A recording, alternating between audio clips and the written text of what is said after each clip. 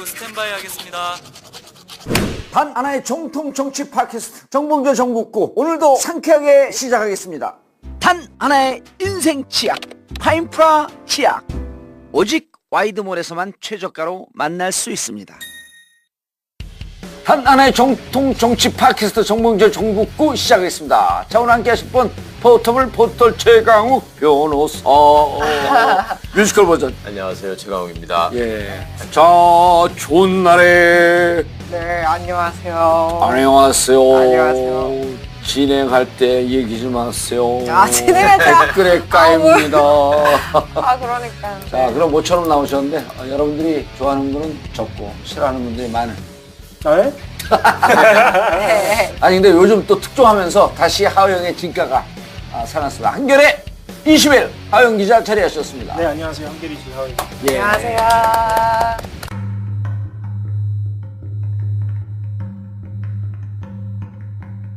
한겨레 21 사회팀에서 석 달 정도 준비해서 한 건데요. 지금까지 드러난 것은 국정원 3차장 하에서 벌어진 일인데, 예. 이번에 나온 그 영화를 전담하는 엔터팀은 2차장 산하에서 있었던 일입니다. 그래서 좀 상황이 완전히 다릅니다. 간단하게 설명을 드리면, 예. 그러니까 심리전단, 우리가 이제 댓글이라고 이야기하는 심리전단은 3차장 산하. 3차장 산하입니다. 대북 공작이나 과학이나 방첩 업무를 하는 곳이고요. 네. 2차장은 국내 정보 수집.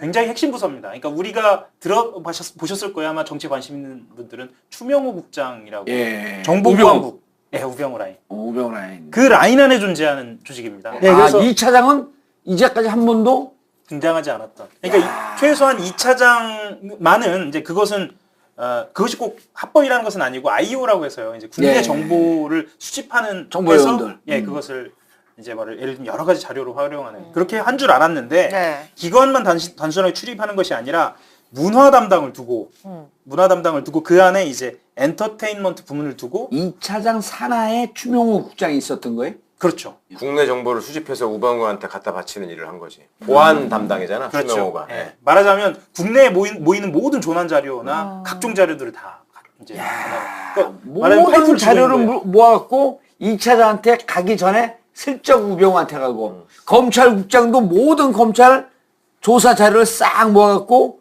총장한테 보고하기 전에 우병우한테 가고. 거기서 결정적인 건 또 2차장이 우병우 친구라는 거지. 그렇죠. 친구죠. 최윤수. 간단하게만 말씀을 네. 드리면 이게 하나의 흐름을 갖고 있어요. 그러니까 인터넷의 여론을 중심으로 한 예. 말하자면 공론의 여론장을 장악하고 그 다음에 그것이 좀 장악이 됐다라고 하는 판단 하에서 우파 콘텐츠를 활성화한다라는 의도를 갖고 있어요. 그러니까 우파 콘텐츠를 활성화한다는 계획 아래서 나온 것이 블랙리스트와 화이트리스트예요. 이게 우리는 이제 보통 국정원 댓글 사건 그리고 블랙리스트, 뭐 최순실이 다 따로 별개로 생각하는데 생각하는데. 그게 아니라 하나의 기획 아래 이렇게 흐름을 갖고 있는 거예요. 이명박, 박근혜 이 정권의 흐름을 따라서, 그러니까 예. 이게 이제 어떤 방식으로 네이밍이 되냐면 영구 집권 플랜이라고.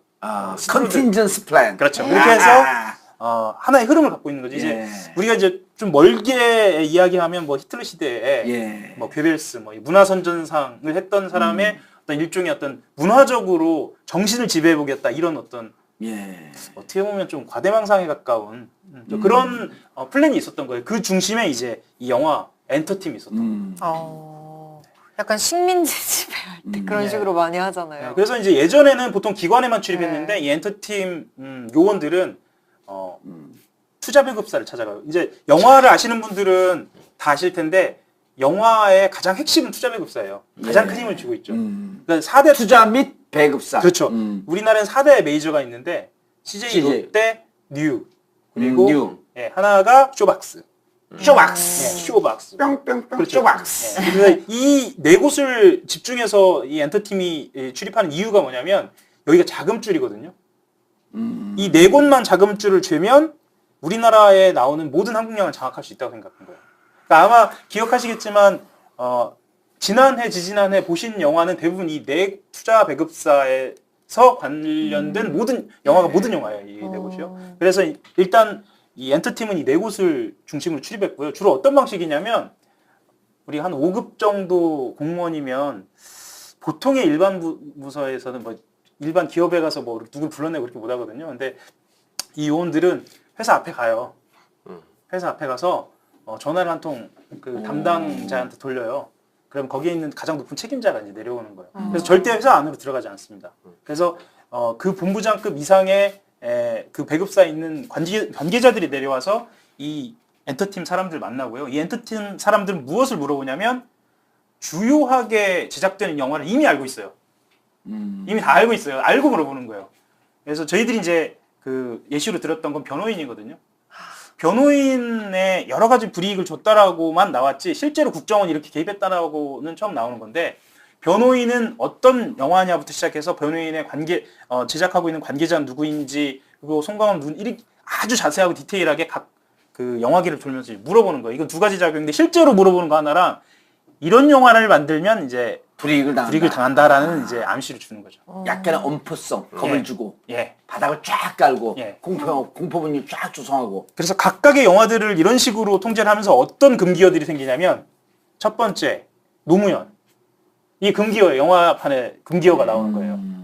그 두 번째 박정희 그 세 번째는 좀 특이한데 친일이에요. 네. 굉장히 의외죠. 네. 이런 금기 또 의외종이 이랬네요. 이 세 가지 금기어가 생기는데 특히 박정희 대통령의 장면 같은 경우에는 네. 직접 그 장면에 개입을 하기도 했어요. 아마 박정희가 총 맞거나 이런 장면 나오면 안 된다 이거지. 아니 등장하는 장면 자체에 그냥 개입해요. 등장하는 것 자체에 대해서. 근데 그냥 박정희가 안 최근에 된다고. 등장한 데가 어디 있어요? 뭐가 있었나? 뭐 없지 않아요? 작년 재작년에 있었는데 예를 들면 그 영화가 제작되는 과정에서 또 알고 찾아가요. 예를 들면 그 투자자한테 직접 찾아가서 그 장면에 대해서 물어봐요. 근데 국정원 직원이 그 장면에 대해서 와서 투자자들한테 물어본다는 얘기죠. 그럼 그 투자자 입장이 굉장히 위축되죠. 박정희가 왜 못 나오게 하는 거예요, 그러니까? 못 나오게 하는 게 아니 나와도 미화돼서 나오게 하는 거예요. 아니에요. 그냥 박정희 자체가 나오는 것에 대해서 난 거부감이 그 있어요. 왜? 그러니까 그 영화의 성향, 그러니까 그 제작자들의 맥락. 성향, 네, 맥락을 보는 거죠. 그 언급한 엔터팀에서 언급한 그 영화에서의 박정희 장면은 그렇게 부정적으로 묘사하거나 이러진 않았어요. 하지만 그러니까 정봉주 같은 사람이 방송에서 뭐라고 하든 네. 박정희를 언급하는 순간 그렇죠. 그런 겁니다. 그건 그게 어차피 싫은 거죠. 어차피 좋은 쪽으로 해석될 리가 없기 때문에 VIP 아예 말을 심리- 하지 말라. VIP 심리를 건드는 거죠. 그러니까 그냥 칭찬을 해도 싫다. 그러니까 예를 들어 봉도사회가 앉아가지고 야 MB가 정말 혀를 예술로 돌리잖아. 뭐 이렇게 해서 칭찬하는 얘기를 해도 비아냥으로 듣고. 새바닥 신고. 그다음에 그렇죠. MB가 셀러리맨 신화를 이룬 건 사실이잖아. 이렇게 얘기해도 그것도 비아냥으로 듣고. 그렇죠. 어차피 얘기하는 순간 그렇게 되니까. 그리고 이게 이제 블랙리스트에 대한 규제라고 한다면 네. 화이트리스트라는 게 존재하는데 이건 뭐냐면 본인들이 직접 그 이름만 대면 알만한 영화를 만든 유명 감독을 찾아가요. 찾아가서 우리한테도 에어포스원 같은 영화 한 편쯤 있어야 하는 거 아니냐. 아 그래서 이제 기사 나온 게 요렇게 군요 나오기 시작한 그렇죠. 거네. 국뽕 영화를 한번 만들어보자. 이제 국뽕 영화라기보다는 애국 영화, 건전 애국 영화를 만들어보자 이렇게 표현하죠. 그런 식으로 해서 두 가지 트랙으로 이제 이것을 진행하기 시작하니까 영화계는 전체적으로 얼어붙어요. 이제 우리는 이제 성공한 영화들만 보기 때문에 영화가 어떻게 만들어지는지는 잘 모르지만 영화가 시작하는 단계에서는 공적 자금이 좀 필요해요. 예를 들면 아이디어를 서로 내는 단계, 시나리오 쓰는 단계 이런 게 돈이 좀 필요하거든요. 이때 공적 자금을 못 받으면 사실 대부분 영화가 이렇게 힘들어져요. 그래서 결국은 영화를 만들 수 있는 사람들이 그래서 박찬욱 감독이라든가 뭐 봉준호 감독이라든가 이렇게 정말 해외에서 직접 투자를 받을 수 있는 분들 말고는 아예 이 창작을 할 수 있는 상황이 안 되는 거예요. 그래서 이제 영화계에서는 국정원 엔터팀 하니까 뭔가 그냥 이럴 것 같은데 굉장히 치밀하게 준비해서 그 길목을 탁 잡은 거예요. 그 돈 길목을. 이제 그렇게 되니까 영화계 전반으로 얼어붙었고 기억하시는 영화 중에 이런 영화가 어떻게 나왔지? 이런 진보적 성향을 떠올릴 법한 영화들은 대부분 다 해외 자본이 직접 투자된 영화들이에요. 우리나라에서 제대로 투자받지 못하고 말하자면 이런 힘들이 움직이다 보니까 어떤 방식을 쓰냐면 직접 이렇게 국내의 투자자들한테 투자를 받지 못해요. 서로가 불편한 거예요. 어떤 방식을 쓰냐면 우회해요 이걸. 예를 들면 해외의 투자자들과 국내 투자자들이 모인 펀드라든가 이런 식으로 우회해서 투자를 받을 수 있도록 이렇게 노력을 하는 거예요. 그런 방식을 쓰는 거예요. 그러면 이런 방식을 쓰는 시나리오나 수준은 국내 돈이 온다고 하더라도 해외 돈인 것처럼 쿠션을 때려갖고 다시 돌아오는. 예, 그런 방식으로. 아니면 한 투 쿠션 오면 국가 돈인지 아닌지 모를 정도로 그러니까 사펀드처럼 이렇게 투 쿠션 예. 정도 와서 이렇게 받을 수 있는. 그러니까 실제로는 굉장히 투자받기 어려운 상황이 돼버린 거죠. 이 정도 수완이 있는 사람만 할 수 있는 거예요. 그럼 변호인도 해외에서 투자가 들어온 거예요? 변호인 같은 경우에는 상황이 CJ가 들어간 거 아니에요? 예, 그거보다 조금 좋았던 시절인 거죠. 아, 먼저 제작을 한 거구나. 예, 그래서 흔히 이렇게 얘기를 해요. 시기가 아까도 말씀드렸지만 시기가 그 2011년, 12년 댓글 공작부터 시작해서 이제 여론조사에 맞춰지고 이제 콘텐츠로 이렇게 넘어간단 말이죠. 네. 콘텐츠로 넘어가는 시기에 그 영화들이 걸려 있는 거예요. 보통 이제 우리가 올해 개봉하는 영화는 네. 단순히 1년 준비하는 게 아니라 한 3, 4년 전에 그렇죠. 준비했죠. 예, 그러니까 네. 그렇게 좀 이어져 온 거죠. 시나리오 작업서부터 하면은 뭐 3년, 4년이 훨씬 넘어가는 거예요. 그렇죠. 그러면 이제 이명박 정부 시절에는 여론조성 작업부터 이제 네. 진전을 해오다 보니까 그때만 해도 좀 여유가 있었던 거죠. 그러니까 제가 말씀드리는 이 엔터팀 같은 경우에는 박근혜 정부 시절에 있었던 거죠. 말하자면. 그 전에는 좀 네. 괜찮았고 이제 박근혜 정부 오히려. 와서 되게 예. MB는 댓글 되는 데만 길을 썼지 뭐 엔터팀은 안 꾸렸네. 아닙니다. 그게 아니고 그때부터 이 대형 플랜이 기획된 거라고도 볼 수 있어요. 아, 그래서 컨틴전스 플레이구나. 네. 그래서 이제 3차장은 그런 식으로 공작을 해왔고 네. 2차장은 국내에서 이제 그렇게 콘텐츠를 중심으로 해서 활약을 한 거죠. 여기에 이제 MBC도 들어 있습니다. MBC나 이 여론조성 작업에 그 MBC를 포함한 전체적인 그 방송 그리고 신문 그 언론 지형을 어떻게 바꿀 것인가에 대한 계획도 다 들어 있다고 그래요. 그러니까 댓글이 이게 그냥 댓글 해갖고 끝난 게 아니고 댓글로 국민 의식을 완전 세뇌시키고 조작하면서 실제로 방송국 장악 우리가 그 MBC 얘기할 때도 또 얘기하잖아요. 방송국 장악 그리고 가장 영향이 있는 문화 콘텐츠의 그 장악. 네. 생산자들을 고사시키고 그 다음에 또 입맛에 맞는 국정교과서 같은 걸 통해서 또 자라나는 사람들한테까지 다 세뇌를 하고 국정교과서도 포함이 돼 있네. 그래서 이 말씀 꼭 드리고 싶어요. 뭐냐면 정부가 바뀌었고 문재인 대통령이 들어섰고 국정원 TF가 지금 있잖아요. 예. 그러면 당연히 이런 얘기는 나왔을 거라고 생각하시잖아요. 근데 저희들이 이거 취재하는 데만 3개월이 넘게 걸렸거든요. 그 왜냐하면 적폐청산 TF 말하는 거죠. 네, 적폐청산 TF. 네. 왜 안 나오냐면 네. 할 수가 없어요. 지금 국정원은 어떤 방식으로 지금 적폐청산이 들어가 있냐면 기존에 확인된 것 중심. 그것도 사실 확인이 잘 안 돼요. 이거 가져와 봐라 하면 딱 그것만 가져오는 거예요. 그럼 그걸 모자이크를 조합해서 일종의 어떤 개혁의 어떤 로드맵으로 만들어내는 것만 해도 지금 굉장히 큰 거예요. 이전에 있었던 예를 들면 국정원 엔터팀이라든가 전반적인 개혁에 대해서는 확인할 수 있는 길이 없는 거예요. 하고 싶어도. 그래서 저는 뭔가 좀 특단의 대책을 좀 세워야 하지 않을까 이걸 하면서 느꼈거든요. 국정원 요원들끼리는 아는 얘기지만 정작 딱 그 벽만 넘으면 아니면 2차장, 3차장 벽만 넘으면 서로는 이제 모르는. 국정원은 왜 이렇게 벽으로 딱 갇혀져 있어요? 정보기관이 원래 속성이죠. 그러니까 그래요? 그게 정보라는 그리드가 건 딱딱 채여 있어갖고 넘어가면 모르더라고. 자기들이 하는 일을 업무라고 얘기하지 않고 공작이라고 하는 사람들이잖아요. 그렇죠. 그러니까 뭔가를 만들어내는 건데 그게 어떤 다 의도에 따라서 움직이는 거 아니에요. 그러면 그게 여러 사람이 알수록 새나갈 가능성이 높고 그러면 첩보기관이나 정보기관으로서는 그게 성사가 되는데 장애가 된다고 생각하는 원칙적으로는 맞지. 네, 원칙적으로는 근데, 맞는 겁니다. 그 내가 하는 내 부서 일은 다른 부서가 모르고 네. 그리고 국정원장도 몰라요? 그건 아니고요. 원장은 안 해요? 원장급에서 관리하는 공작이 있고 예. 그게 이제 급수가 있죠. A급 예. 공작, B급 공작, 지네들끼리 이제 그런 게 있어서 그게 이제 전결 개념으로 예. 이거는 단장선에서 국장선에서 하지만 그래도 이러이러한 게 움직여져서 이런 틀에서 이런 게 작업을 하고 있다라는 거는 원장한테는 다 보고가 되죠. 물론 이제 몰래 하면 안 실세가 되지. 있으면 중간에 슈킹하기도 슈팅을 하지만 네. 아니 그러니까 그 김모 의원이 국정원 출신에 모병기호요. 예. 근데 국정원장과 자기들 인사 쪽에서는 알고 있는데 정확하게 모른다는 거예요. 보고를 안 하면. 네. 그래서 보고를 안 할 수가 있냐니까 글쎄 그 국정원의 특징이에요. 근데 대충 여기 팀에서 뭐뭐 하는데 정말 정치에 개입할 것 같은 그 팀들은 예. 국정원장도 파악되지 않은 상태에서 정치 개입을 하고 있다는 거예요. 그렇게 할 수도 있는 구조죠. 그렇죠. 구조인데 이해가 그러니까 안 돼. 국정원장의 장악력이 중요한 거지. 그렇다고 똘똘한 사람이 해야 되는 그러더라고. 거죠. 그러니까 네. 만복형 있을 땐 장악이 안 되니까 밑에서 뭐가 그거 해외 팀들 아니에요. 네. 국내 팀 아니잖아. 비주류였었거든 국정원 내에서. 네. 그냥 만복형이 있을 때는 장악이 안 됐던 거예요. 네.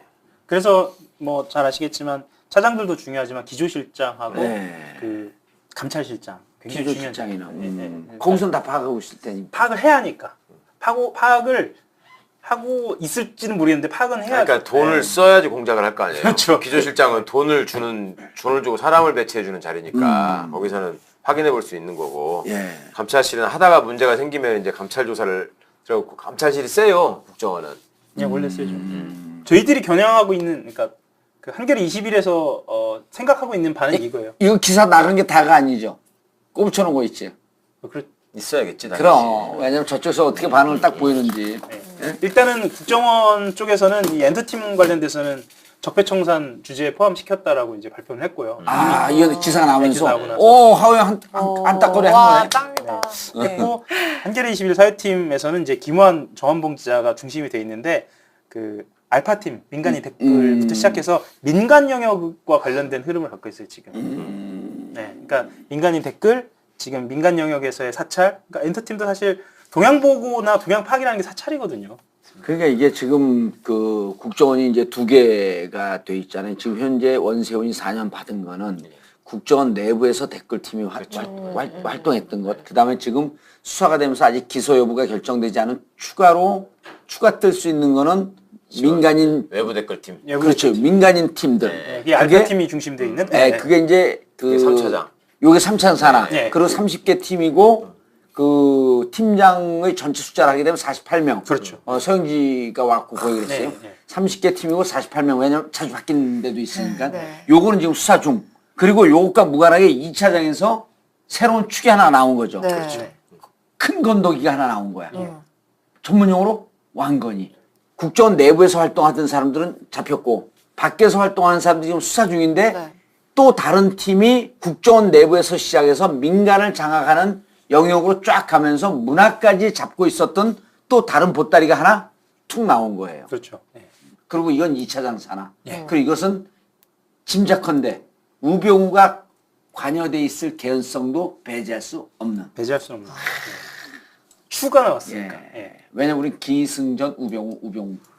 아니, 전략을 잡아야 이 차장이 움직였다는 걸 우병우하고 뗄래야 뗄 수가 없죠. 사람으로 보나 예. 기존의 행태를 보나 이 차장이라는 게 항상 이름이 누구라 그랬죠 아까? 최윤수. 최윤수. 네. 그 저기 누구 박영수 특검의 양아들이라고 얘기해서 처음에 우리가 박영수 특검을 걱정했던. 안 된다고 했던. 근데 그런 일을 하려고 최윤수를 거기다가 박은 거고. 사실 최윤수가 뭐 굳이 국정원 2차장을 꼭 해야 될 이유는 없었거든. 예. 그냥 우병우하고 친하니까 이제 국정원에 믿을 사람이 필요하니까 박은 거고. 추명호라는 거는 이제 알짜의 출신으로 육사에 나와서 군대에서 잘리니까 저쪽으로 가가지고 이제 암양하고 있었던 거고. 예. 그 친구도 이제 저 안에서 뭔가 그 실세에 뒷받침이 필요했던 차에 우병우하고 이제 이해관계 맞아 떨어진 거고. 그러니까 이제 그 내부에서도 손가락질을 할 정도로 추명호도 너무 나댔잖아요. 그렇죠. 그래서 어떻게 보면 이게 뽀록난 측면이 있잖아. 추명호 덕분에. 그래요? 추명호 훌륭해. 예. 군대에서 잘렸다니까 여기 사이버 출신 아닌가요? 추명호는 아니 옛날에.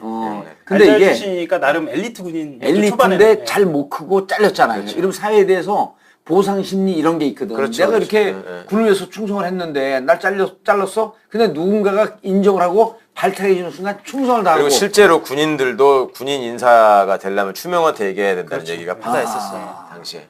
그리고 이제 자기가 세상에 이름을 내고 그렇죠, 인정받으니까 나의 잘남을 온 천지에 알려야 돼. 그러니까 그게 나대고 다니는 거예요. 비선 실세로서의 그 뿌듯함을 이렇게 억제를 못하는 상황이 되는 거잖아요. 딱 업이 돼가지고. 예. 야, 너 내가 누군지 알아? 이런 거 있잖아. 야, 승진하려면 인마 나한테 인마. 그랬었죠. 네. 추명호가 그렇게 나댔어요? 뭐 나대는 것처럼 또 보였을 아니 수 있죠. 그런 충분히. 인물 또 하나 있잖아요. 지금 그 가닥밥 먹고 있는 징역밥 먹고 있는 있잖아요. 자기의 잘남을 과시하지 못했고 난리 진경준 검사장. 아니, 걔는 좀 질이 다르고. 좀 질이 틀려? 걔는 그런 건 아니고. 걔도 어쨌든 쇼를 해. 아니, 실제로 내보내야 걔는 되잖아. 똑똑한 측면이 있는 애예요, 많이. 네. 근데 이제 그걸 억제를 못한 장면이 있긴 하지만 하여튼 여기는 그런 거 있잖아, 왜. 이렇게 나대는 것도 여러 가지 방식이 있잖아요. 예. 이제 야, 마, 나한테 잘하면 내가 뭐 시켜줄게. 이렇게 나대는 놈도 있고. 세상에 온갖 업무를 자기가 다 하는 것처럼 이렇게 하는 애들. 요새 어떻게 지내? 참 일찍 많아가지고, 수석님이 나를 너무 챙기시네. 막 이런. 수석 갖다 잘못했고 주석하게 되면 바로 물가보 안 먹으러 가는 건데. 그럼 수석님이 누군데, 뭐 말하는 거예요? 도려? 막 그러면,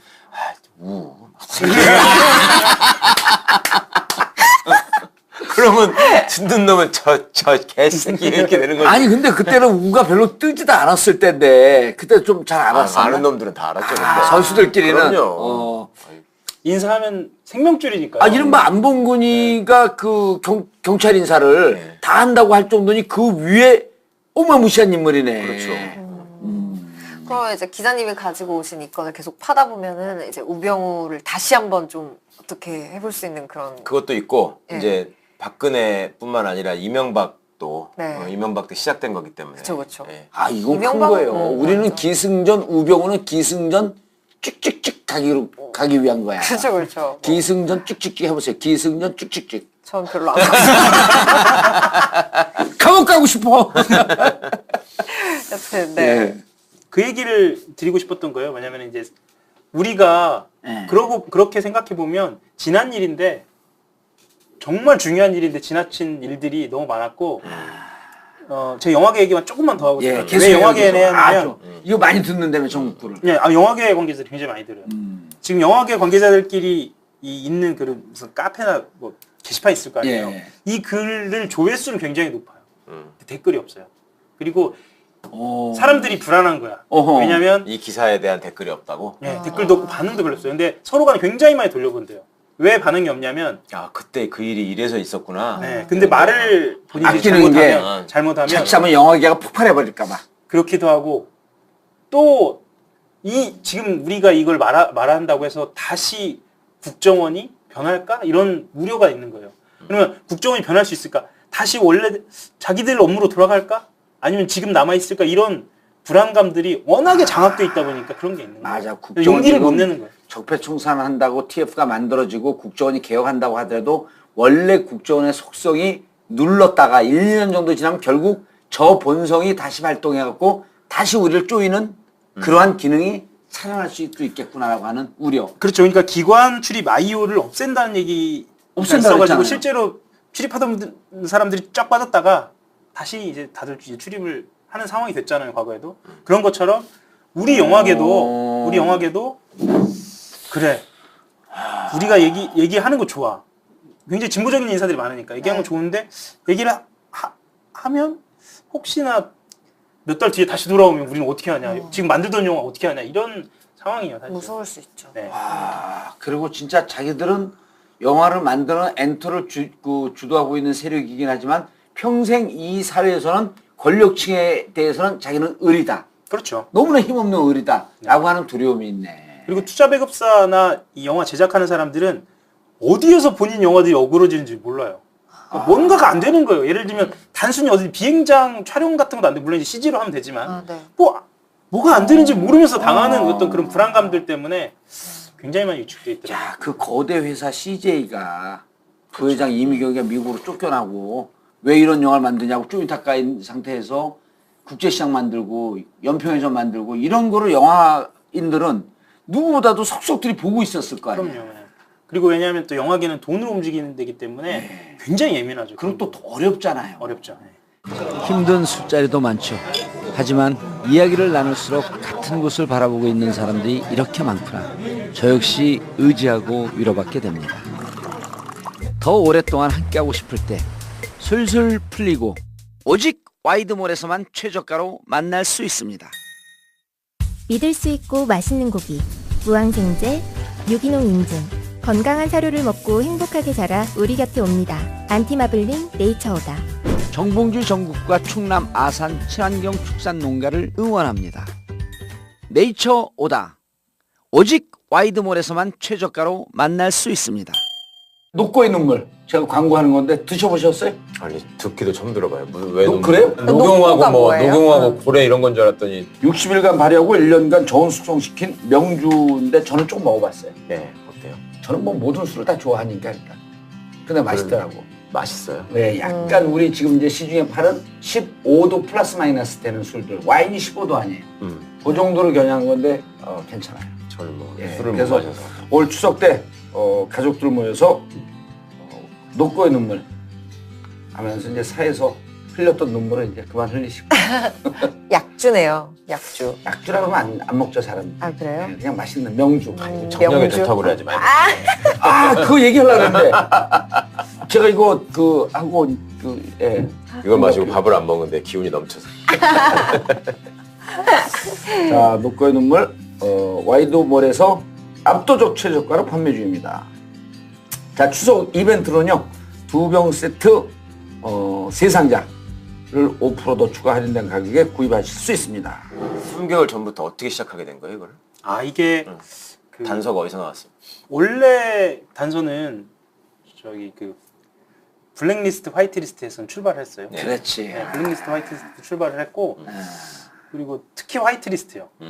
화이트리스트에서 계속 하다 보니까 예를 들면 굉장히 재밌는 상황이 벌어져요. 그때 이제 한참 탄핵 때인데 가짜 뉴스 만드는 그 매체들이 한 건물에 막 있고 막. 그렇죠, 그랬었죠. 예, 이제 이런 것들을 보도를 하니까 이거를 보고 그때 명절 전에 올해 예. 명절 전에 250만인가 300만 부 찍어갖고 그렇죠. 막 그 덕숭 앞에다가 신문 그렇죠. 뿌려놓고 진짜 신문인 것처럼 네. 그 만들 때 우리가 그랬잖아요. 그 돈 도대체 어디서 나오지? 저걸 어떻게 찍었지? 그렇죠. 그 누군가 뒤에 있다 이거는. 왜냐면 제가 신문을 만들어 본 사람 아니에요. 여기는 그냥 신문 사익 근무만 했잖아.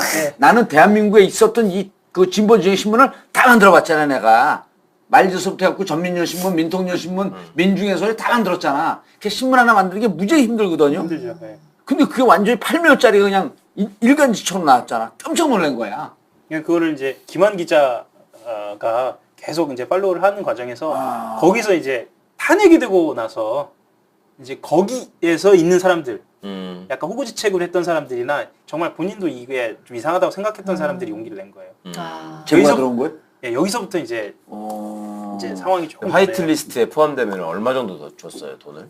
원하는 대로 다 지원해줬나? 아니요, 그건 아니고. 그건 아니고? 그건 아니고 사상 유례 없는 돈을 주기는 해요. 아까 말씀하신 돈 한 3억이라고 했잖아요. 그 3억 10배 정도를 지원하기도 합니다. 이야. 화이트리스트한테? 야, 앞으로 꿈을 화이트 리스트 들어가면 발음도 안 돼. 화이트. 나는 그 금액이 너무 감동적이어가지고. 그래서 또 뇌는 본능적으로 허용컵을 잡아야 돼. 왜 화이트리스트? 나는 꿈을 정말 나 인생 헛살았어. 왜 이렇게 살아야 돼 우리는? 그러니까 이제 화이트 리스트. 블랙리스트를 죽이는 만큼 이제 화이트리스트한테 글쎄. 민간인 영역으로 이제 가게 된 거죠. 아까 말씀드렸던 것처럼 이제 영화계 쪽이 워낙 또 진보적인 사람들이 많아요. 헐리우드만 그런 게 아니라 우리 쪽도 많아요, 실제로. 기본적으로 영화나 이게 이제 예술계는 종편에 시사 그다음에 드라마 뭐 예능 이거 만드는 작가들은요. 네. 90%가 진보적 마인드 갖고 있다고 보면 돼. 종편에서 근무를 해도. 그래서 이제 어떤 보도를 하면 그 업계에 그 한 몇 년 동안 돌던 이야기들이 막 들리는 거예요. 생각해 보시면 제가 누구라고 찾아와서 만났는데 국정원 직원이 국정원입니다 하면서 명함을 줘도 명함에 국정원이 안 써 있어요. 이 사람이 국정원인지 아니면 사기꾼인지 그냥 몰라요. 이름과 전화번호만 딱 이름과 있잖아. 전화번호만 있어요. 그럼요. 국정원 명함. 그래서 본인들도 내가 만난 사람이 정말 국정원 직원인지 아닌지 몰라요. 영화계에 있는 사람들도. 네. 그러니까 뭔가 기관원을 만났는데 이 사람이 문체부 사람인가, 감사원 사람인가, 네. 그냥 경찰일 수도 있고. 경찰일 수도 있고. 근데 또 국정원님이십니까? 이렇게 물어보기도 조금 애매하거든요. 그냥 뭐 만나자고 해서 만나는 건데 좀. 근데 파악을 그 말 하니까 생각나는데 저는 그 일반 우리 시민들이 그 독재 정권의 트라우마가 있다 보니까 일단 상대가 공무원이라고 그러면 약간 위축되는 게 있더라고. 그렇죠. 이게 꼭 무슨 수사기관에 있는 사람이 아니더라도 네. 아까 얘기했던 뭐 감사원 직원이라거나 뭐 이런 것들이 사실은 그 안에서 하는 일을 보면 감사원 직원이 일반 시민한테 가가지고 그럴 일이 없잖아. 만약에 불법이죠. 네. 그거 하는 놈은 그거 하는 거 자체로 잘리는 건데. 예, 자체로 잘리는 거죠. 근데 일반 사람들은 감사원이라고 그러면 대단히 막 공무원들을 휘어잡고 그 세게 다니는 그런 사람으로 알아요. 그리고 민간인한테 와가지고 언제든지 해코지 할 수 있는 사람으로 알고. 그러니까 네, 맞습니다. 공무원들이 실제로 그런 걸 할 수 있는 사람이 누가 있고 그런 사람들의 행태는 뭐라는 것도 좀 국민 계몽 차원에서 알려야 되겠더라고. 아니, 너무 쫄아 쓸데없이.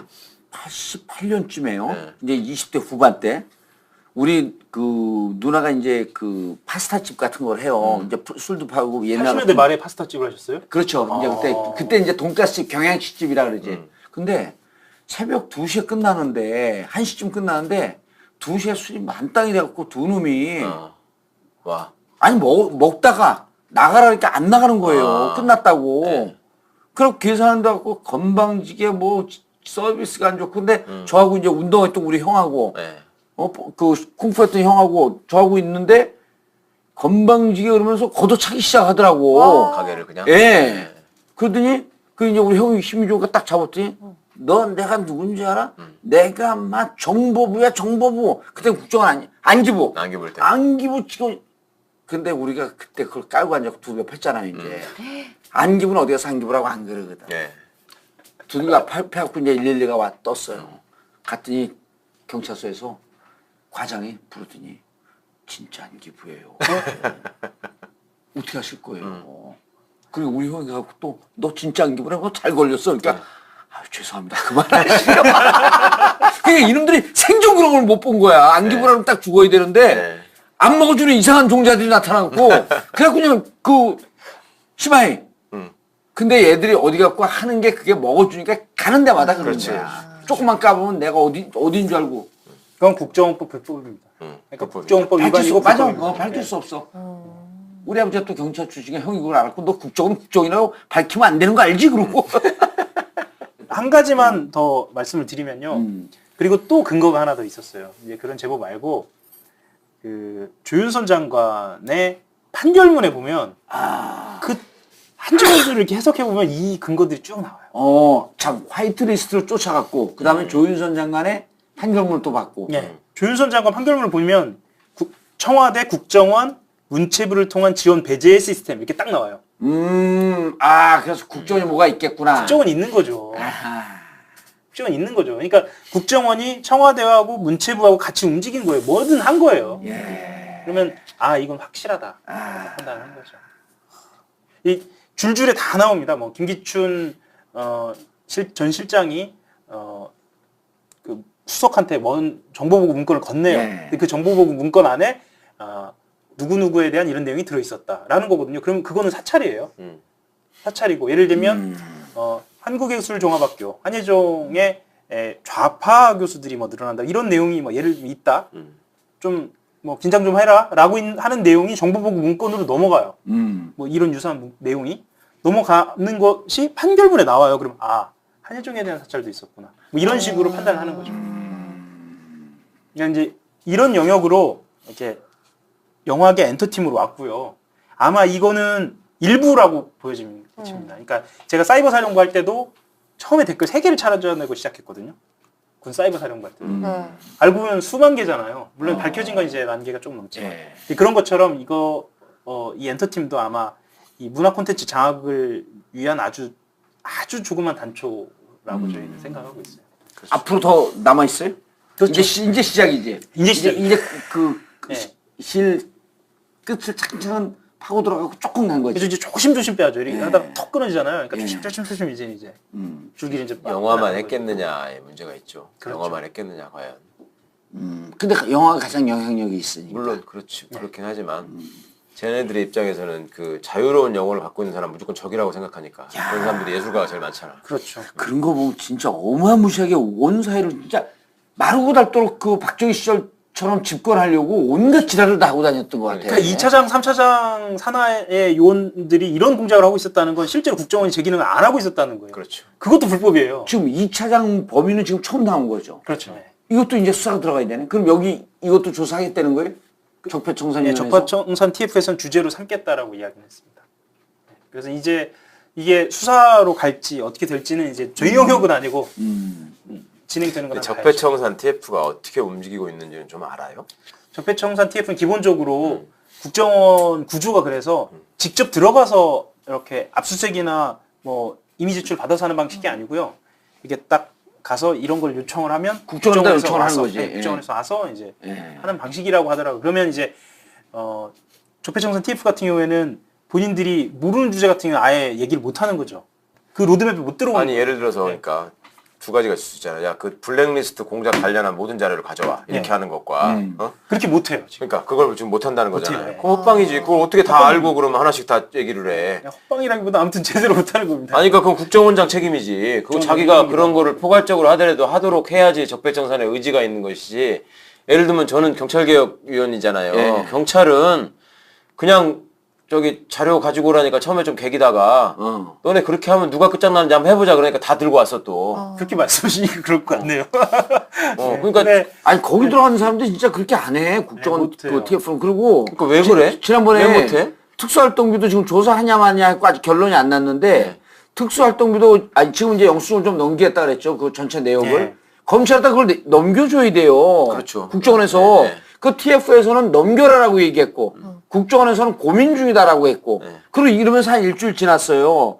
그런데 이게 뭐가 중요하냐면 댓글팀들 그쪽에 돈 넘어간 영수증이 있어야 되거든요. 근데 국정원은 이 영수증이나 내역이 넘어가게 되면 국정원에서 특수활동비 쓴 게 공개가 되니 자기들 내부가 다 까발려지니까 이러면 안 되겠다 싶어갖고 일주일 이상 고민을 했던 거 아니에요. 그럼 국정원 TF에서 이거 해라 그러고 빡질러 놓고 안 하면 대통령한테 일러줘야 되는 거거든요. 얘들 안 한다고. 근데 이게 잘 안 되는 것 같아. 그러니까 말씀하셨던 것처럼 국정원 TF가 그게 좀 잘 안 되는. 그러면 국민들한테 뭐라 자기 막 확고한 의지가 있는 것처럼 출범시켜 놓고서 쇼하는 거지. 국방부도 지금 무슨 TF 만들어서 뭐 조사한다고 지금 광주 5.18 TF 만들었잖아요. 네. 뭐 사이버사도 마찬가지고. 그것도 저런 식으로 할 가능성이 높죠. 그렇게 된다면. 그러면 저거는 엎어야지. 저거 그당 방치하면 안 되지 저거는. 그렇죠. 이게 정말 정의국 교수가 어떡해요. 위원장인데. 이게 기득권의 전면적인 어떤 그 우리가 모르는 저항. 국정원 TF에 네. 그 국정원 출신이 4명인가 5명이 있다는 거 아니에요? 모르겠어요 저는. 아, 그거 몰라요? 네. 창수동무가 그러는데 거기 국정원 출신 4명인가 5명이 있었고 뭐 할 때마다 거기서 그렇게 아각거리면서 막는다는 거예요. 그러니까 그것도 차이야. 구성이 경찰개혁위원회는 경찰 출신 하나도 없어. 원래 치안감이나 치안정감 출신 넣는다 그랬는데 예. 안 된다. 그리고 그러니까 거기서 하면서 시켰거든. 국정원 TF는 내부에서 싸우다 힘 다 그렇죠. 빼내는 그러니까 예를 거야. 들면 잘 몰라서 하시는 말씀인데요. 그건 공개가 안 되는 겁니다. 이런 식으로 나오는 거죠. 아, 딱 그럼 저것도 문제네 진짜. 창수동무 가는데 왜 다 그렇지? 다 사퇴하고 거기나 들어가서 싸워야 되겠다. 갑자기 막 왜냐면 그게 되게 제일 커. 전투 욕망이 생기네. 저런 아, 나쁜 국정원이 놈들. 제일 커 진짜. 그럼요. 그리고 내가 보니까 그 손 원장이 잘하긴 했지만 어쨌든 국정원 출신 아니에요. 30년 그렇죠. 국정원 밥을 먹었기 때문에 그 내부가 일정 정도 보호되어야 된다라고 하는 이 측면이 있는 것 같아. 그러니까 조직의 보호 논리라는 게 있잖아요. 그러면 개혁을 위해서는 그걸 이제 그 보호막을 뚫고 들어가야 그렇지. 하는데 그 힘이 좀 그게 칼제비인 거예요, 그게. 그런 상황인 것 같습니다. 알겠습니다. 자, 요 얘기는 좀 정리하고 그다음에 네. 저거 간단하게 정리를 좀 해주셔야 돼요. 사이버 사령부 어떻게 진행되고 있는지. 난 제일 궁금한 게 내가 이걸 100번도 더 얘기해. 2013년 10월 16 며칠에 기사가 14일. 15일, 나 15일이라고 계속 15일이요. 15일 맞죠? 네. 15일 한겨레가 특종을 하면서 사이버 사령부가 댓글 개입이 들어갔다. 그 사이버 사령부는 지금 실적 파악이 안 되고 있잖아요. 국방개혁 특위에서 TF에서 이것도 얘기해 줘야 되는 거 아니에요? 사이버 사령부는?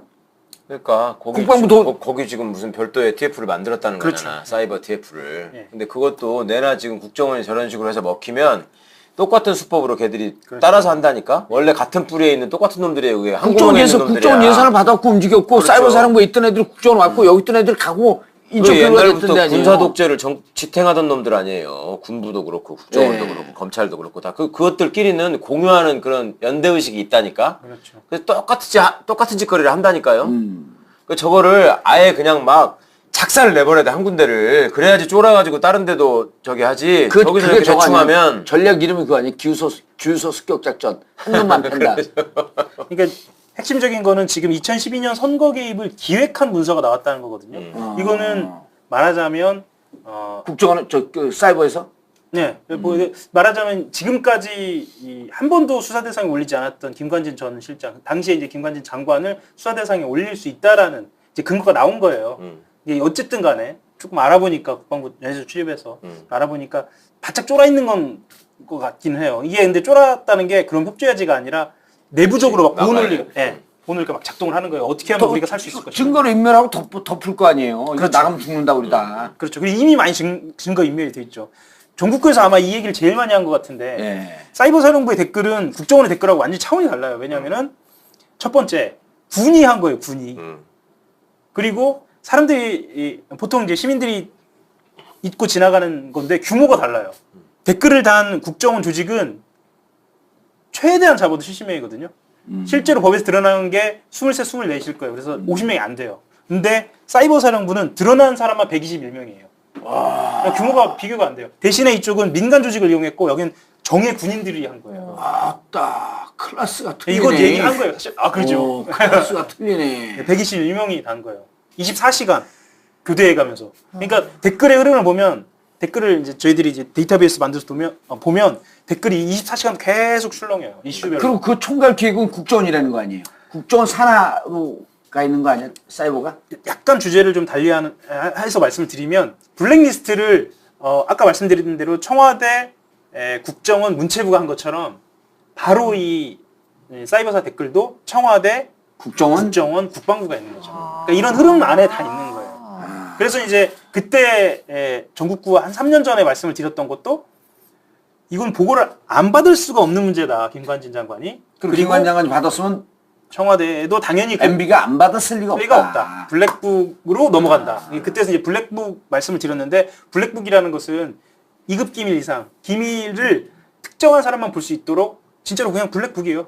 검은색 가죽 가방에다가 이렇게 맞아. 넘기는 거예요. 이거를 이제 합참의장과 당시 이제 말씀드렸던 것처럼 합참의장과 장관과 핵심 그 정보 라인 또 청와대로 보고가 된다라고 말씀드렸었죠. 그러면 거기서 안 볼 수가 없고 그리고 또 하나는 이 조직이 그대로 이어져 와서 연재욱 사령관이 물러나서 정책기획관으로 가고 국방부 정책기획관으로 가고 그리고 그대로 정권이 바뀌면서 박근혜 대통령 청와대로 들어가서 국방비서관을 하는 거죠. 연재욱이. 그래서 2014년도까지 이 조직은 그대로 유지가 되는 거예요. 그리고 심지어는 김병관 당시 이제 인사청문회 당시에 김병관을 막 띄우는 작업, 그때는 막 김관진 장관을 약간 이렇게 하는 작업을 여기서 대대적으로 한 거죠. 이런 것까지 다 이제 드러난 상태였는데 수사는 어디까지 했느냐? 딱 대선 때까지만 했어요. 그럼 지금 대선 이유가 나와야 되잖아. 이유가 나와야죠. 대선 이유가 나와야 하고 또 그 대선 때 윗선이 나와야죠 이제. 그렇게 들어. 누구한테까지 보고가 됐느냐. 그렇게 됐으니까 정학 변호사님 더 잘 아시겠지만 이제 이걸 군검찰이 맡기느냐 이제 다 예편을 해서 검찰이 어느 정도 개입하느냐 이런 거 가지고 자꾸 복잡하게 생각하는 것 같아요. 이건 복잡하게 생각할 일이 아니고 말씀하셨던 것처럼 그냥 사이버사령부에 지금 현재 그때 댓글 달았던 분들이 다 그대로 있어요. 다 그대로 있어요. 예를 들면 국정원에 형식적으로라도 다른 부서로 막 보내고 이렇게 했거든요. 근데 여기는 그냥 그대로 다 승진시키고 그대로 있어요. 그냥 갈 데가 없어. 거기 있어야 돼. 네, 그렇죠. 그냥 거기를 조사하면 됩니다. 정권이 바뀌었기 사이버 때문에. TF는 지금 국방부에 만들어졌다는 거예요? 그렇죠. 그게 문제라니까. 그 제식기 감싸기 하면서 덮고 축소하고 그럴 거 아니에요? 은폐하고 그러니까 축소하고. 저거는 외부 사람들이 들어가서 철저하게 저거를 끌어내지 않으면 옛날처럼 진짜 또 덕후에 쌓였다, 뭉갤 저게. 가능성이 높아요. 그리고 조금만 더 깊이 들어가면 그 연재욱 사령관이 했었던 것을 좀 떠올려 보면 여기가 또 쉽지 않은 부분이 연재욱 그 사령관이 실제로 김관진 장관 라인이거든요. 그렇죠. 육사 출신. 그 이제 흔히 말하는 독사파. 연재욱도 독사파지. 그 라인 할게 아니야. 그렇죠. 거기도. 정책 라인이고 그 라인들이 지금 그대로 기득권을 갖고 있는 거예요. 물론 이제 나가는 사람도 있고 뭐 이제 다른 일을 하고 있는 사람도 있지만 우리가 생각하는 건 단순히 사이버사의 문제이지만 이 사이버사를 다시 한번 들여다보면서 이걸 철저히 조사를 하면 국방개혁으로 가는 어떤 일종의 디딤돌이 될 수도 있는 문제죠. 물론 이제 사이버사도 굉장히 중요하지만. 그러니까 기무사가 가지고 있는 저 공작에 관한 정보나 이런 것들도 만만치 않거든요. 그냥 있을 놈들이 아니거든요. 그렇죠. 그러니까 사이버사나 국정원만 지금 신경 쓸 게 아니라 기무사도 진짜. 왜냐면 기무사가 민간인 사찰을 하고 그랬었잖아요 그때. 그렇죠. 기무사가 절대 저런 데 빠지지 않는다니까. 쟤들이 나름 얼마나 경쟁의식이 있는데 대통령한테 잘 보여야 된다는. 기무사 민간인 사찰 부분도 계속 그 기사가 떴었잖아요. 그렇죠. 그러니까 예를 들면 예전에 그 한 대위가 자기 트위터에 올려가지고 대통령을 모함하는 뭐 이렇게 해서 한번 문제가 된 적이 있었잖아요. 근데 그 트위터가 익명이기 때문에 기무사에서 그 트위터가 그 대위라는 걸 알려면 그렇지.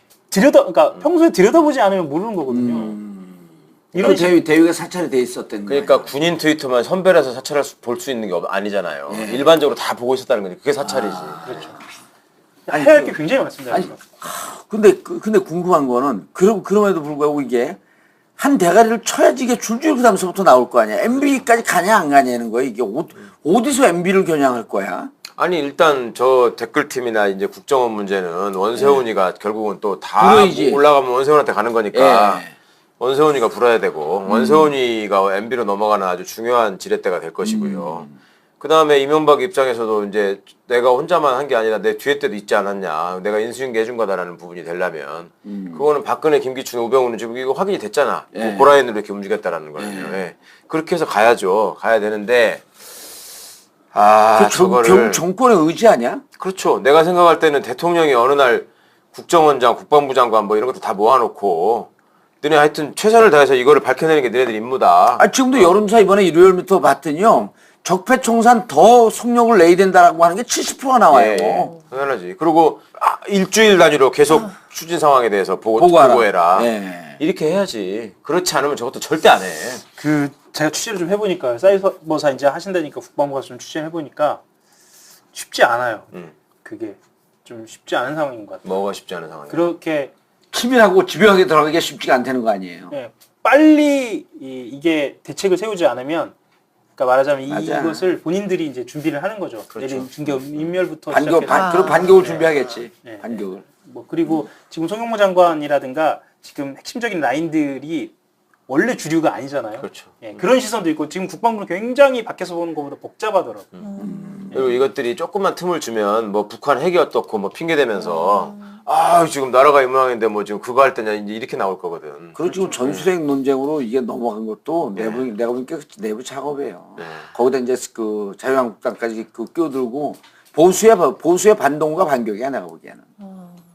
얼마나 걔들 입장에서는 좋겠어. 북한이 그렇죠. 계속 좀 미사일 실험하고 있는데. 네, 간단하게 설명을 드리면 심리전단이 그러니까 사이버사가 어떻게 움직이냐면 1대, 2대, 3대가 있는데 1부대, 2부대, 3부대가 있는데 1부대가 지금 주제가 되는 걸 막 검색을 해요. 정치적인 주제. 이슈가 뭐냐? 네, 이슈가 뭐냐. 정치인을 검색을 해. 그럼 그걸 보고를 해요. 그럼 심리전단장이 오늘은 이 사람 대응해. 그럼 3대를 넘겨요. 그럼 3대는 그걸 가지고 예를 들면 뭐 이 정치인을 그러니까 예를 들면 문재인 후보를 공격하는 내용의 포스터나 웹 자보 이런 걸 막 만들어요. 그 다음에 동시에 이제 이 부대한테는 원고를 만들게 해요. 이렇게 해서 이제 일종의 시드가 되는 하나의 블로그에다가 텍스트하고 그림을 만들어서 텍스트하고 그림을 물에 뿌려주는 뿌려요. 거구나. 그러니까 3대 되는 비주얼 팀, 그렇죠. 그림 팀. 네. 그 다음에 이쪽 멀티 2대 되는, 엔딩이니까, 예, 네. 2대 되는 그 글팀. 글팀. 그래서 이거를 아침에 사령관한테 보고를 하면 네. 사령관이 9시에 딱 보고 이거를 블랙북에 담아가지고 이제 보고를 하는 거죠. 보고를 할 때는 전날 어떤 주제를 어떻게 대응하면 악플에서 선풀에서 악플로 우리의 의도에 맞게 변했다는 것까지 퍼센테이지를 보고를 하죠. 이 형식이 아직도 있어요, 지금.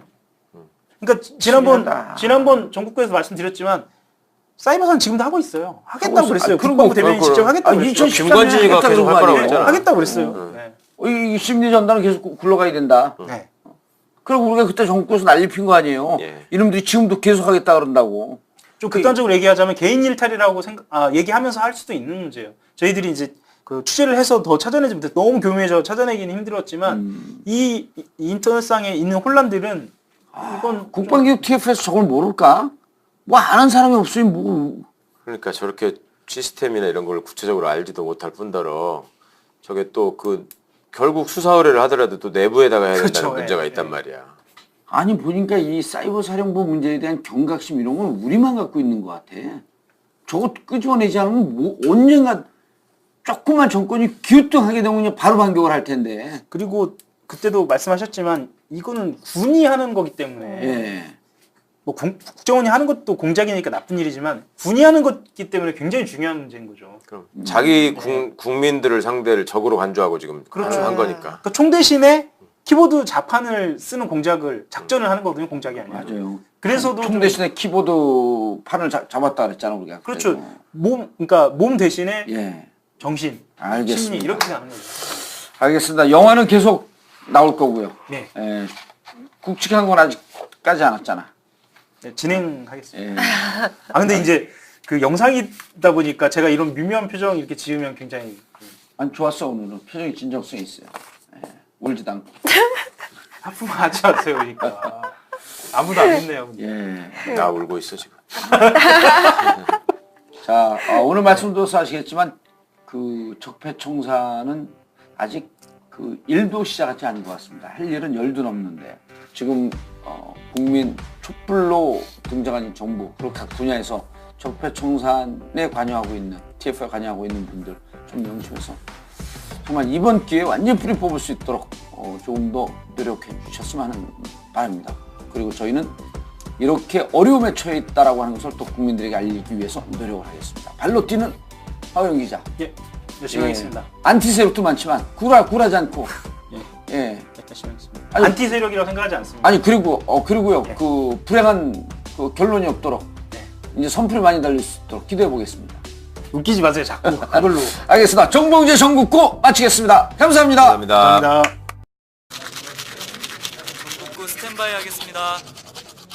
단 하나의 정통 정치 팟캐스트 정봉재 정국고 오늘도 상쾌하게 시작하겠습니다. 단 하나의 인생 치약 파인프라 치약 오직 와이드몰에서만 최저가로 만날 수 있습니다. 단 하나의 정통 정치 팟캐스트 정봉재 정국고 시작하겠습니다. 자 오늘 함께 하실 분 포털 최강욱 변호사 뮤지컬 버전. 안녕하세요. 최강욱입니다. 예. 자 좋은 날에 네, 안녕하세요. 안녕하세요. 안녕하세요. 진행할 때 얘기 좀 하세요. 진행할 때. 댓글에 까입니다. 그러니까. 자, 그럼 모처럼 나오셨는데 여러분들이 좋아하는 분은 적고 싫어하는 분들이 많은. 네? 아니 근데 요즘 또 특종하면서 다시 하호영의 진가가 살아났습니다. 한겨레 20일 하호영 기자 자리하셨습니다. 네, 안녕하세요. 한겨레 하호영. 예. 안녕하세요.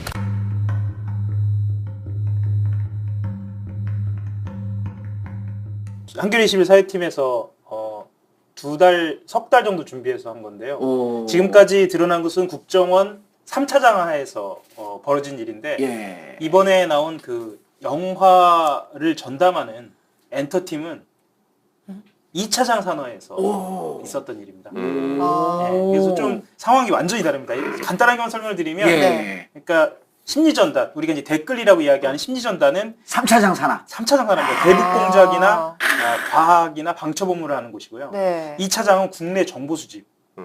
굉장히 핵심 부서입니다. 그러니까 우리가 보셨을 거예요. 아마 정치에 관심 있는 분들은 추명호 국장이라고 예. 정보보안국. 네, 우병우 라인. 우병우 라인. 그 라인 안에 존재하는 조직입니다. 네, 그래서 2차장은 이제까지 한 번도 등장하지 않았던. 그러니까 최소한 2차장만은 이제 그것은 그것이 꼭 합법이라는 것은 아니고 IO라고 해서요. 이제 국내 예. 정보를 수집하는 정보요원들. 예, 그것을 이제 예를 들면 여러 가지 자료로 활용하는 그렇게 한 줄 알았는데 네. 기관만 단순하게 출입하는 것이 아니라 문화 담당을 두고 그 안에 이제 엔터테인먼트 부문을 두고 2차장 산하에 추명호 국장이 있었던 거예요? 그렇죠. 국내 정보를 수집해서 우방우한테 갖다 바치는 일을 한 거지. 보안 담당이잖아. 그렇죠. 추명호가. 예. 말하자면 국내에 모이는 모든 조난 자료나 각종 자료들을 다 이제 그러니까 말하자면 모든 파이프를 자료를 주는 거예요. 모아갖고 2차장한테 가기 전에 슬쩍 우병우한테 가고 검찰국장도 모든 검찰 조사 자료를 싹 모아갖고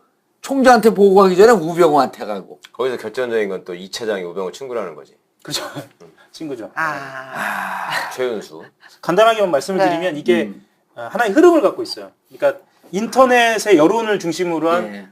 말하자면 공론의 여론장을 장악하고 그 다음에 그것이 좀 장악이 됐다라고 하는 판단 하에서 우파 콘텐츠를 활성화한다라는 의도를 갖고 있어요. 그러니까 우파 콘텐츠를 활성화한다는 계획 아래서 나온 것이 블랙리스트와 예를 들면 국정원 엔터팀이라든가 전반적인 개혁에 대해서는 확인할 수 있는 길이 없는 거예요. 하고 싶어도.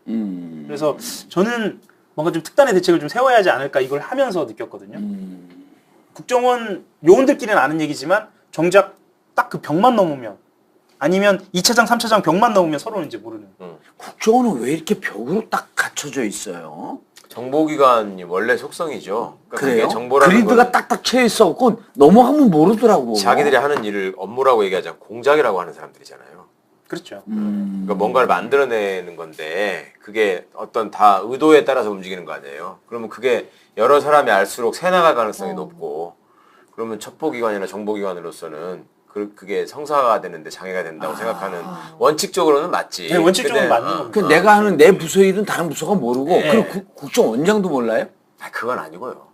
원장은 안 해요? 원장급에서 관리하는 공작이 있고 예. 그게 이제 급수가 있죠. A급 공작, B급 공작, 지네들끼리 이제 그런 게 있어서 그게 이제 전결 개념으로 예. 이거는 단장선에서 국장선에서 하지만 그래도 이러이러한 게 움직여져서 이런 틀에서 이런 게 작업을 하고 있다라는 거는 원장한테는 다 보고가 되죠. 물론 이제 몰래 하면 안 실세가 되지. 있으면 중간에 슈킹하게 되죠. 슈킹을 하지만 네. 아니 그러니까 그 김모 의원이 국정원 출신에 모병기후요. 예. 근데 국정원장과 자기들 인사 쪽에서는 알고 있는데 정확하게 모른다는 거예요. 보고를 안 하면. 네. 그래서 보고를 안 할 수가 있냐 그러니까 글쎄 그 국정원의 특징이에요. 근데 대충 여기 팀에서 뭐뭐 하는데 정말 정치에 개입할 것 같은 그 팀들은 네. 국정원장도 파악되지 않은 상태에서 정치 개입을 하고 있다는 거예요. 그렇게 할 수도 있는 구조죠. 그렇죠. 구조인데 이해가 그러니까 안 돼. 국정원장의 장악력이 중요한 거죠. 그렇다고 똘똘한 사람이 해야 되는 그러더라고. 거죠. 그러니까 네. 만복형 있을 땐 장악이 안 되니까 밑에서 뭐가 그거 해외 팀들 아니에요. 네. 국내 팀 아니잖아. 비주류였었거든 국정원 내에서. 네. 그냥 만복형이 있을 때는 장악이 안 됐던 거예요. 네.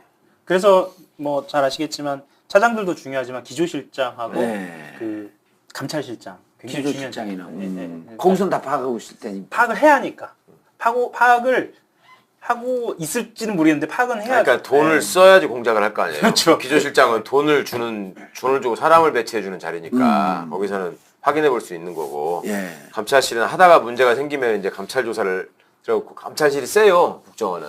그냥 원래 쓰죠. 저희들이 겨냥하고 있는 그러니까 그 한겨레 20일에서 생각하고 있는 바는 이거예요. 이거 기사 나간 게 다가 아니죠. 꼽쳐놓은 거 있지. 있어야겠지. 당연히. 그럼 왜냐면 저쪽에서 어떻게 반응을 딱 보이는지. 일단은 국정원 쪽에서는 이 엔터팀 관련돼서는 적폐청산 주제에 포함시켰다라고 이제 발표를 했고요. 아, 이거 기사가 나오면서 기사 나오고 나서. 오 하우영 한딱거리 한 와 거네. 짱이다. 네. 했고 한겨레 21 사회팀에서는 이제 김환 정한봉 기자가 중심이 돼 있는데 그 알파팀 민간인 댓글부터 시작해서 민간 영역과 관련된 흐름을 갖고 있어요 지금. 네, 그러니까 민간인 댓글 투자를 받지 못해요. 서로가 불편한 거예요. 어떤 방식을 쓰냐면 우회해요 이걸. 예를 들면 해외의 투자자들과 국내 투자자들이 모인 펀드라든가 이런 식으로 우회해서 투자를 받을 수 있도록 이렇게 노력을 하는 거예요. 그런 방식을 쓰는 거예요. 그러면 이런 방식을 쓰는 시나리오나 수준은 국내 돈이 온다고 하더라도 해외 돈인 것처럼 쿠션을 때려갖고 다시 돌아오는. 예, 그런 방식으로. 아니면 한 투 쿠션 오면 국가 돈인지 아닌지 모를 정도로 그러니까 사펀드처럼 이렇게 투 쿠션 정도 와서 이렇게 받을 수 있는. 그러니까 실제로는 굉장히 투자받기 어려운 상황이 돼버린 거죠. 이 정도 수완이 있는 사람만 할 수 있는 거예요. 그럼 변호인도 해외에서 투자가 들어온 거예요? 변호인 같은 경우에는 상황이 시세가 들어간 거 아니에요? 예, 그거보다 조금 좋았던 시절인 거죠. 아, 먼저 제작을 한 거구나. 예, 그래서 흔히 이렇게 얘기를 해요. 시기가 아까도 말씀드렸지만 시기가 그 2011년 12년 댓글 공작부터 시작해서 이제 여론조사에 맞춰지고 이제 콘텐츠로 이렇게 넘어간단 말이죠. 네. 콘텐츠로 넘어가는 시기에 그 영화들이 걸려 있는 거예요. 보통 이제 우리가 올해 개봉하는 영화는 네. 단순 1년 준비하는 게 아니라 한 3, 4년, 3, 4년 전에 그렇죠. 준비했죠. 예, 그러니까 네. 그렇게 좀 이어져 온 거죠. 시나리오 작업서부터 하면은 뭐 3년, 4년이 훨씬 넘어가는 거예요. 그렇죠. 그러면 이제 이명박 정부 시절에는 여론 조성 작업부터 이제 네. 진전을 해오다 보니까 그때만 해도 좀 여유가 있었던 거죠. 그러니까 제가 말씀드리는 이 엔터팀 같은 경우에는 박근혜 정부 시절에 있었던 거죠. 말하자면. 그 전에는 좀 네. 괜찮았고 이제 박근혜 정부 오히려. 와서 되게 예. MB는 댓글 대는 데만 길을 썼지 뭐 엔터팀은 안 꾸렸네. 아닙니다. 그게 아니고 그때부터 이 대형 플랜이 기획된 거라고도 볼 수 있어요. 아, 그래서 컨틴전스 플레이구나. 네, 그래서 이제 3차장은 그런 식으로 공작을 해왔고 네. 2차장은 국내에서 이제 그렇게 콘텐츠를 중심으로 해서 활약을 한 거죠. 여기에 이제 MBC도 들어 있습니다. MBC나 이 여론 조성 작업에 그 MBC를 포함한 전체적인 그 방송 그리고 신문 그 언론 지형을 어떻게 바꿀 것인가에 대한 계획도 다 들어 있다고 그래요. 그러니까 댓글이 이게 그냥 댓글 해갖고 끝난 게 아니고 댓글로 국민 의식을 완전 세뇌시키고 조작하면서 실제로 방송국 장악 우리가 그 MBC 얘기할 때도 또 얘기하잖아요. 방송국 장악 그리고 가장 영향이 있는 문화 콘텐츠의 그 장악. 생산자들을 고사시키고 그 다음에 또 입맛에 맞는 국정교과서 같은 걸 통해서 또 자라나는 사람들한테까지 다 세뇌를 하고 국정교과서도 포함이 돼 있네. 그래서 이 말씀 꼭 드리고 싶어요. 뭐냐면 정부가 바뀌었고 문재인 대통령이 들어섰고 국정원 TF가 지금 있잖아요. 네. 그러면 당연히 이런 얘기는 나왔을 거라고 생각하시잖아요. 근데 저희들이 이거 취재하는 데만 3개월이 넘게 걸렸거든요. 왜냐하면 적폐청산 TF 말하는 거죠. 네, 적폐청산 TF. 네. 왜 안 나오냐면 네. 할 수가 없어요. 지금 국정원은 어떤 방식으로 지금 적폐청산이 들어가 있냐면 기존에 확인된 것 중심. 그것도 사실 확인이 잘 안 돼요. 이거 가져와 봐라 하면 딱 그것만 가져오는 거예요. 그럼 그걸 모자이크를 조합해서 일종의 어떤 개혁의 어떤 로드맵으로 만들어내는 것만 해도 지금 굉장히 큰 거예요. 이전에 있었던 리스트예요. 이게 우리는 이제 보통 국정원 댓글 사건 그리고 블랙리스트 뭐 최순실 이렇게 다 따로 별개로 생각하는데 생각하는데. 그게 아니라 하나의 기획 아래 이렇게 흐름을 갖고 있는 거예요. 이명박, 박근혜 이 정권의 흐름을 따라서 그러니까 예. 이게 이제 어떤 방식으로 네이밍이 되냐면 영구 집권 플랜이라고 컨틴전스 플랜. 그렇죠. 그렇게 해서 하나의 흐름을 갖고 있는 거지. 이제 우리가 이제 좀 멀게 이야기하면 뭐 히틀러 시대에 뭐 괴벨스, 뭐 문화선전상을 했던 사람의 어떤 일종의 어떤 문화적으로 정신을 지배해보겠다 이런 어떤 어떻게 보면 좀 과대망상에 가까운 그런 플랜이 있었던 거예요. 그 중심에 이제 이 영화 엔터팀이 있었던 거예요. 약간 식민지 지배할 때 그런 식으로 많이 하잖아요. 그래서 이제 예전에는 보통 기관에만 출입했는데 이 엔터팀 요원들은 투자 배급사를 찾아가요. 이제 영화를 아시는 분들은 다 아실 텐데 영화의 가장 핵심은 투자 배급사예요. 가장 큰 힘을 쥐고 있죠. 그러니까 4대 투자 및 배급사. 그렇죠. 우리나라는 4대 메이저가 있는데 CJ, 롯데, 뉴 그리고 뉴. 하나가 쇼박스. 쇼박스. 쇼박스. 뿅뿅뿅 그렇죠. 쇼박스. 그래서 이 네 곳을 집중해서 이 엔터팀이 출입하는 이유가 뭐냐면 여기가 자금줄이거든요. 이 네 곳만 자금줄을 죄면 우리나라에 나오는 모든 한국 영화를 장악할 수 있다고 생각한 거예요. 그러니까 아마 기억하시겠지만 지난해 지지난해 보신 영화는 대부분 이 네 투자 배급사에서 관련된 모든 영화가 모든 영화예요. 이 네 곳이요. 그래서 일단 이 엔터팀은 이 네 곳을 중심으로 출입했고요. 주로 어떤 방식이냐면 우리 한 5급 정도 공무원이면 보통의 일반 부서에서는 뭐 일반 기업에 가서 뭐 누굴 불러내고 그렇게 못 하거든요. 근데 이 요원들은 회사 앞에 가요. 회사 앞에 가서 전화를 한 통 그 담당자한테 돌려요. 그럼 거기에 있는 가장 높은 책임자가 이제 내려오는 거예요. 그래서 절대 회사 안으로 들어가지 않습니다. 그래서 그 본부장급 이상의 그 배급사에 있는 관계자들이 내려와서 이 엔터팀 사람들 만나고요. 이 엔터팀 사람들은 무엇을 물어보냐면 주요하게 제작되는 영화를 이미 알고 있어요. 이미 다 알고 있어요. 알고 물어보는 거예요. 그래서 저희들이 이제 그 예시로 들었던 건 변호인이거든요.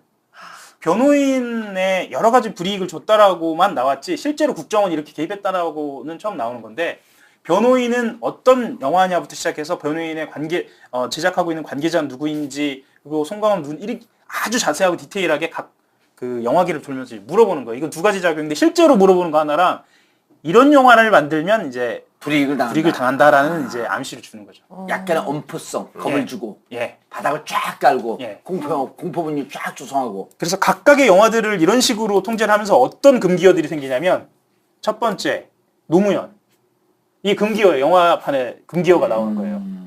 그 두 번째 박정희. 그 세 번째는 좀 특이한데 친일이에요. 네. 굉장히 의외죠. 네. 이런 금기 또 의외종이 이랬네요. 이 세 가지 금기어가 생기는데 특히 박정희 대통령의 장면 같은 경우에는 직접 그 장면에 개입을 하기도 했어요.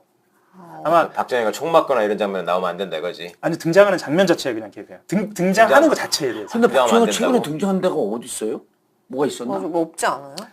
작년 재작년에 있었는데 예를 들면 그 영화가 제작되는 과정에서 또 알고 찾아가요. 예를 들면 그 투자자한테 직접 찾아가서 그 장면에 대해서 물어봐요. 근데 국정원 직원이 그 장면에 대해서 와서 투자자들한테 물어본다는 얘기죠. 그럼 그 투자자 입장이 굉장히 위축되죠. 박정희가 왜 못 나오게 하는 거예요, 그러니까? 못 나오게 하는 게 아니면 나와도 미화돼서 나오게 하는 거예요. 아니에요. 그냥 박정희 자체가 나오는 것에 대해서 거부감이 또 있었던 왜? 거예요. 그러니까 그 영화의 성향, 그러니까 그 제작자들의 맥락. 맥락을 보는 거죠. 그 엔터팀에서 언급한 그 영화에서의 박정희 장면은 뭐 그렇게 부정적으로 묘사하거나 이러진 않았어요. 하지만 그러니까 정봉주 같은 사람이 방송에서 뭐라고 하든 박정희를 언급하는 순간 그렇죠. 그런 겁니다. 그건 그게 싫은 거죠. 어차피 좋은 쪽으로 해석될 리가 없기 때문에 VIP의 아예 말을 하지 말라. VIP의 심리를 건드는 거죠. 그러니까 그냥 칭찬을 해도 싫다. 그러니까 예를 들어 봉도사회가 앉아가지고 야 MB가 정말 혀를 예술로 돌리잖아. 뭐 이렇게 해서 칭찬하는 얘기를 해도 비아냥으로 듣고. 새바닥 신고. 그다음에 그렇죠. MB가 셀러리만 신화를 이룬 건 사실이잖아. 이렇게 얘기해도 그것도 비아냥으로 듣고. 그렇죠. 어차피 얘기하는 순간 그렇게 되니까. 그리고 이게 이제 블랙리스트에 대한 규제라고 한다면 네. 화이트리스트라는 게 존재하는데 이건 뭐냐면 본인들이 직접 그 이름만 대면 알만한 영화를 만든 유명 감독을 찾아가요. 찾아가서 우리한테도 에어포스원 같은 영화 한 편쯤 있어야 하는 거 아니냐. 아, 그래서 이 기사 나온 게 요렇게 군요 나오기 시작한 그렇죠. 거네. 국뽕 영화를 한번 만들어보자. 아. 이제 국뽕 영화라기보다는 애국 영화, 건전 애국 영화를 만들어보자 이렇게 표현하죠. 예, 그런 식으로 해서 두 가지 트랙으로 이제 이것을 진행하기 시작하니까 영화계는 전체적으로 얼어붙어요. 이제 우리는 이제 성공한 영화들만 보기 때문에 영화가 어떻게 만들어지는지는 잘 모르지만 영화가 시작하는 단계에서는 공적 자금이 좀 필요해요. 예를 들면 아이디어를 서로 내는 단계, 시나리오 쓰는 단계 이런 게 돈이 좀 필요하거든요. 네. 이때 공적 자금을 못 받으면 사실 대부분 영화가 이렇게 힘들어져요. 네, 그래서 결국은 영화를 만들 수 있는 사람들이 그래서 박찬욱 감독이라든가 뭐 봉준호 감독이라든가 이렇게 정말 해외에서 직접 투자를 받을 수 있는 분들 말고는 아예 이 창작을 할 수 있는 상황이 안 되는 거예요. 그래서 이제 영화계에서는 국정원 엔터팀 하니까 뭔가 그냥 이럴 것 같은데 굉장히 치밀하게 준비해서 그 길목을 딱 잡은 거예요. 그 돈 길목을. 이제 그렇게 되니까 영화계 전반은 얼어붙었고 기억하시는 영화 중에 이런 영화가 어떻게 나왔지? 이런 진보적 성향을 떠올릴 법한 영화들은 대부분 다 해외 자본이 직접 투자된 영화들이에요. 우리나라에서 제대로 투자받지 못하고 말하자면 이런 힘들이 움직이다 보니까 어떤 방식을 쓰냐면 직접 이렇게 국내의 투자자들한테